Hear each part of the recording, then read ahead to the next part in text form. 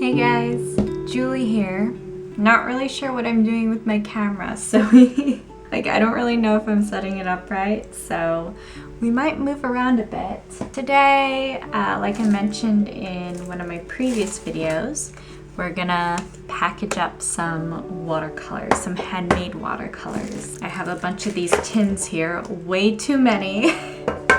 I ordered a bunch because I went through yet another phase. So I'm just gathering them up here, and once I have them all set up, I'll show you guys what they all look like. So we have all of our colors here, and I'll just show you guys. I have them in batches. So this batch is my batch, and you could tell because I tested these ones out. This was the pen that I had issues with. Like, you could see the separation here. I did not think it would separate this quickly after just swatching it once. You could even see some separation in this one too, and in this one. So there's a bit of separation going on, but you know what? Whatever, it's fine. This batch here is going to my old manager. I let her pick 12 colors. To my supervisor, I'm giving her these ones here. And then these two sets are going to be for my coworkers. You can still see all of the dried paint here when I was letting these guys dry, so I did not clean my desk. The first thing we should do is swatch these babies out. We're gonna spray them. That way they're nice and alive and juicy. Why did I do that directly on my desk? You know what? It is laundry day, so I'll just use my hoodie. Oh shoot, I can't. Oh my goodness, do you see this? I totally just mixed everything up. Okay, let's swatch these guys. This batch re-wet a little too oh my, okay. Well then, as you can see, my paints are very tacky. Look at that. It's totally spilled over. Okay, well, we'll worry about that later. This next batch worked out a lot better. The proportions are a lot better. The only thing is, this batch here were mixed with at least 2 different pigments. A couple of them had a little bit more just because I struggled to get some colors right, so I kept adding random pigments. The only thing is, some of the pigments don't really mix well together, but that's why we're doing this. It's to experiment.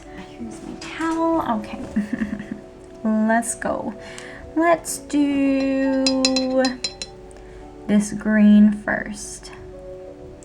Okay, so I got a good load of pigment here. Let's see how well it takes. Whoo, look at that. Yes, that is lovely. A nice olive green color. Yeah, beautiful. Beautiful. Okay, so that one is fabulous. Let's go with this one here. This one is separating a bit. Ooh, okay. Ooh, yes. That is very satisfying. I must say, like, my first batch, I just used the pigments straight as they were. I did not mix anything together because I didn't trust my color theory knowledge. So I made the single pigments, and then I went ahead and made a color chart and then chose these colors based off of that color chart. But yeah, it is very satisfying to get some nice colors and a nice consistency of the paint. Okay, this is the one that is separating. So let's see how this one does. Oh, that is very pigmented. Look at that. Beautiful. I'm telling you guys, this is real satisfying. Now, in comparison, the green looks pretty pale, huh? So I might do one more layer of that once I'm finished here. I should probably set these aside after I swatch them, that way you know which ones I've already done. We don't have a nice blue, so we'll do this one. This one also has some separation. Okay. It's all mixed in there. Let's do this one. Beautiful. Look at that. I hope my coworkers like these. I hope it makes them happy. They're not really expecting these. My old manager is. just because I told her to pick her colors. I don't know why I keep calling her my manager. I'll just call her my friend. Let's see here. Next, why don't we do this color here? I really like this color, and you'll understand why. Let me just swatch that out. Like, come on. That is like a beautiful peach, sort of salmon type color. It's really nice. I think it's showing up a little bit more orange on camera, but I like it. That one might need a second coat too. It's not as pigmented. And then we have our yellow here. Ooh, this one has a bit of yellow iron oxide, which, ooh, that pigment, it molds like butter. It is amazing. Oh shoot, of course I made a mess. Because, you know, wouldn't be my channel if we didn't make one. But this yellow iron oxide is gorgeous. It's so lovely to mold, and it's super opaque. So I actually mixed this with some Titan yellow, so that's why it's not as much of an earth tone. It's a little bit brighter than that. But yeah, I think it's a gorgeous color. I feel like I'm just patting myself on the back with this swatch session. Just like, wow, all my colors are beautiful. I'm amazing. Ooh. But no, my colors definitely need work. But it's good to know which pigments work well together and which ones don't. Okay. Yeah, this one here. This was one of the colors I was struggling with. It was a blue color that, I don't know, I didn't like the color. It was a little too unnatural. I mean, not like any of these colors are really natural, but it just felt so synthetic, so I kept adding random pigments to it until I got something that I somewhat liked. And I actually split that batch into two. So this here was the second one. And I added a different color to it. So these started off as the same color here, these two. But I added a bit of green to this one, and a bit of Outremer Blue to this one. I think that's what it was called, at least. Or maybe it was just ultramarine. I don't know. Okay, I love that. We'll save the turquoise for last, because that is a very fun color. Let's do this purple.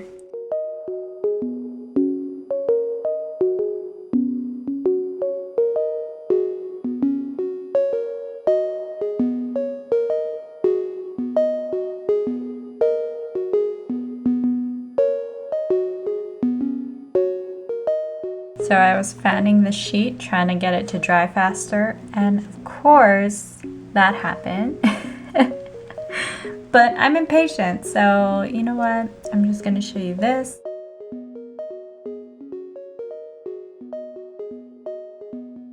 Today, the goal is to get all of these paints into my metal tins. All of them are like such a mess. Yeah, so this is all I'm doing. Just cleaning off the edges and the sides. Ah, that one was easy. Look at that. Yay.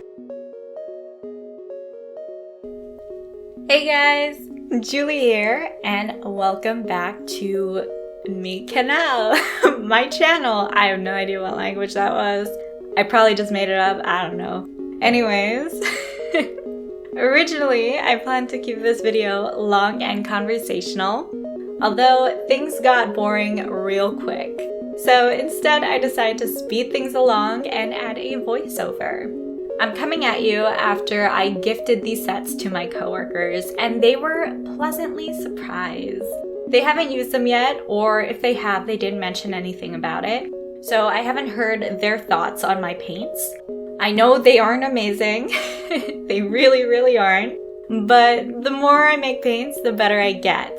And now I understand why Arlie Bean mentioned that she spent months perfecting specific colors. It really takes that level of dedication if you want to achieve consistency in handmade paints. Quite frankly, I'm not at that level. In fact, I am light years away from that level. I will say that paint making has proven to be a lot more fun the more I do it, so that's a really good sign. The raw footage of this video consists of me just chatting away about life, which is all fine and dandy, but it really is the type of conversation that should come naturally. I don't want to try to reenact my fleeting thoughts, so instead of chatting about whichever random topics come to mind, I'm gonna rummage through my hefty bag of poetics and pull out an old private blog post that I wrote back in 2018. Y'all are gonna have a lot of fun with this one. It's called, quote, Authenticity in the social media age. Is it attainable? Unquote. So, back in 2018, I was going through a bit of an identity crisis, the first of many. I just graduated university and at this point was actually unemployed. So my old personal blog emerged out of young adult angst. I look back at some of my old posts and man, some of them were just terrible. I definitely had a more cynical mind back then, and it's honestly interesting to read those old posts and see the world through my 21-year-old eyes. There are a few posts that don't make me cringe as much. I read them and I still share a lot of the same sentiments.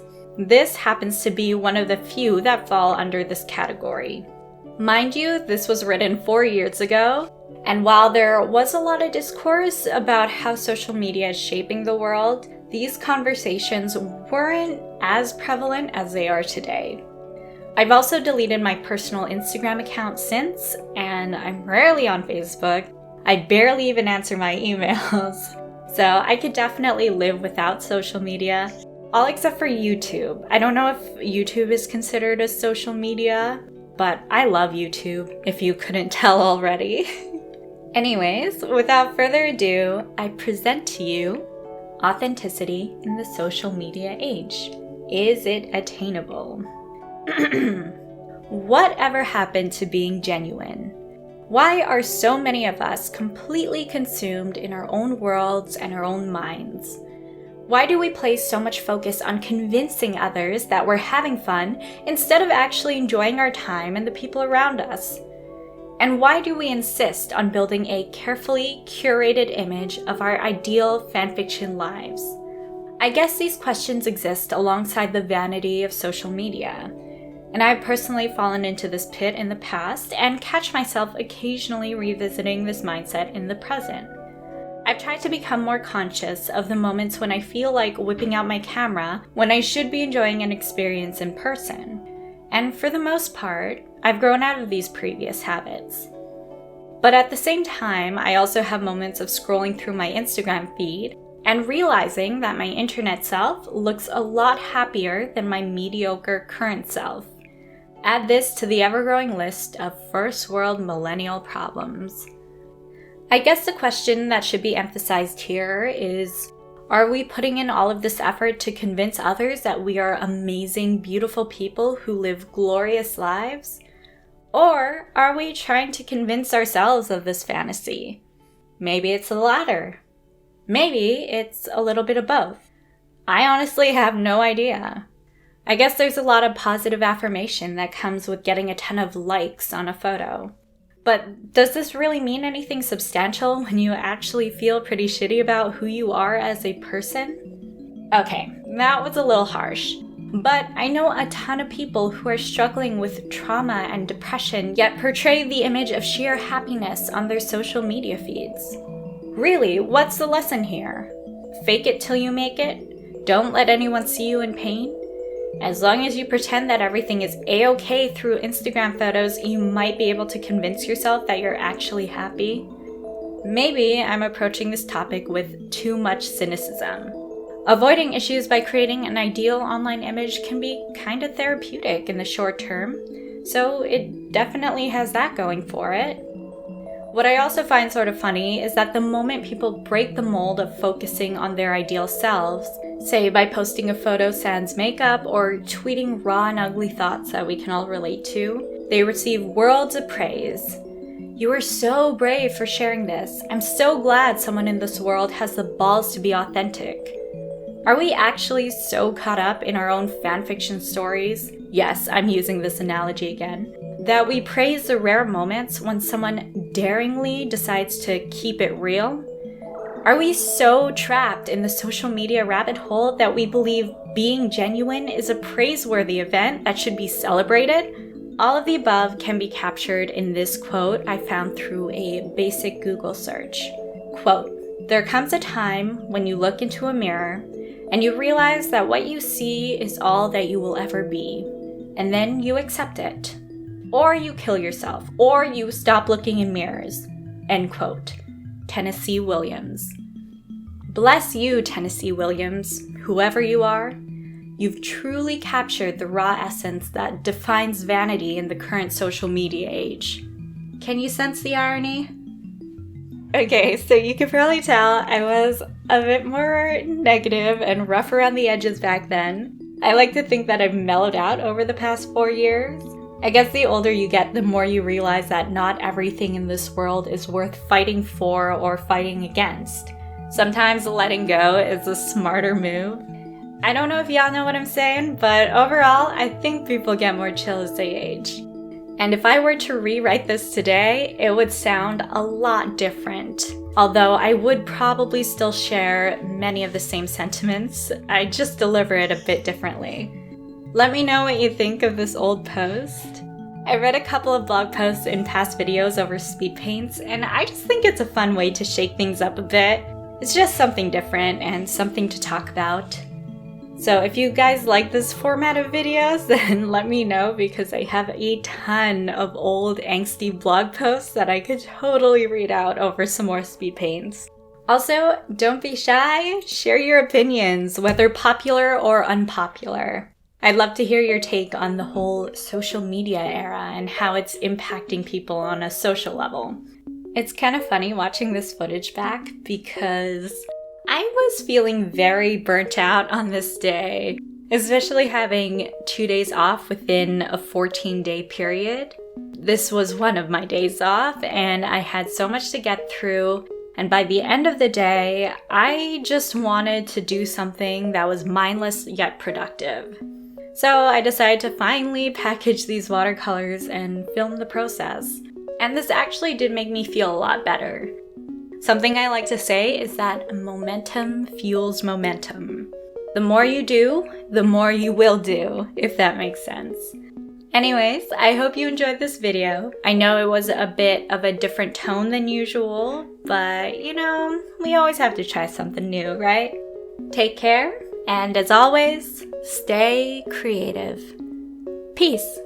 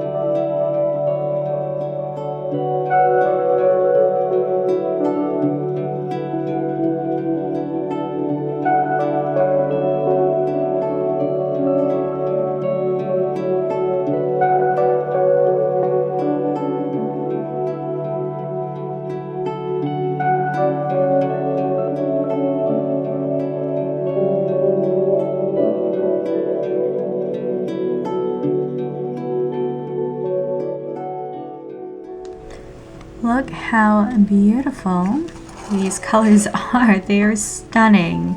Like, even though a lot of them are separating, I really don't care. I love these colors.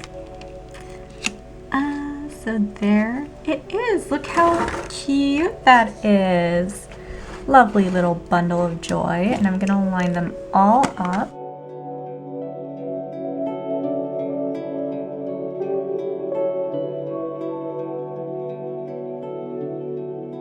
Look at all these paints.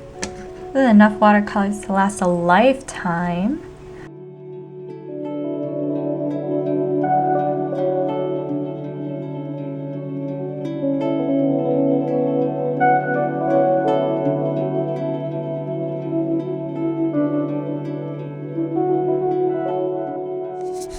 Thank you guys so much for watching. Let me close this door so no one sees me vlogging.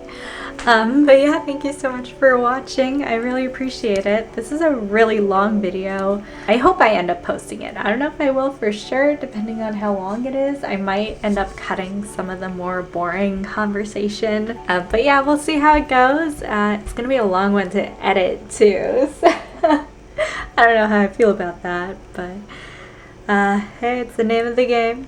Anyways, thank you so much for sticking around. If you stayed till the end, much appreciated. If you stayed for the first minute, much appreciated. And yeah, I guess until next time, stay creative. Peace.